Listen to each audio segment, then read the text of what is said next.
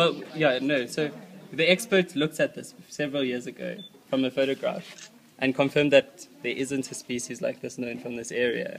So you can see it's really, really a tiny little thing with these hairy green leaves. So sweet. Not more than 3-4 centimeters. Yeah, it's tiny. It's tiny. And it's very rare. I mean, you only find 3 or 4 plants in a huge area. That's all we found today, 4 plants. So if they found it 7 years ago, why only now a new species? Well, so someone photographed it 7 years ago, 1 plant in flower, but he never collected a specimen. And he sent the photo to us to identify. And we said it was new, but we can't describe it until we have a specimen to link the name to in the herbarium.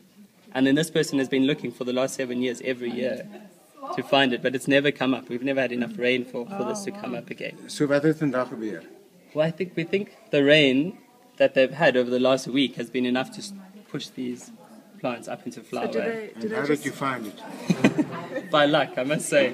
We were looking at some lithops growing down in a quartz belt. And after sitting there for about half an hour, these things started, you start picking up all the details around there, yeah.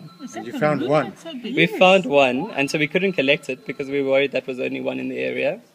And so we had to hunt for another half an hour until we found another 4 plants.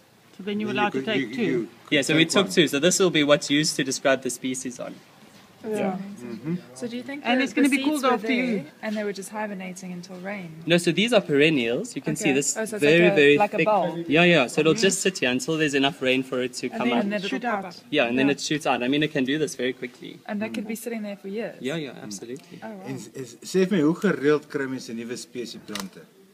Well, it's amazing. South Africa, we know so little about the flora, but on average, we describe about 100 new species a year from around the country. Wow. But from this area, there aren't that many picked up because there aren't a lot of people working out here. En vandag het jy een gekry. Yeah, and it's exciting because it wasn't a succulent. So it's nice to get something that's a non-succulent for a change from this dry area. And Yeah, its very name exciting. again? Its name again? It's a well, we think it's a Trachyandra. Do you get to name the subspecies? Well, so it'll be a new species. Okay. Do you Yes. get to name it? Well, the expert will name it. We'll send it to the expert Okay. to do the proper description and a name for it. So they won't name it after you?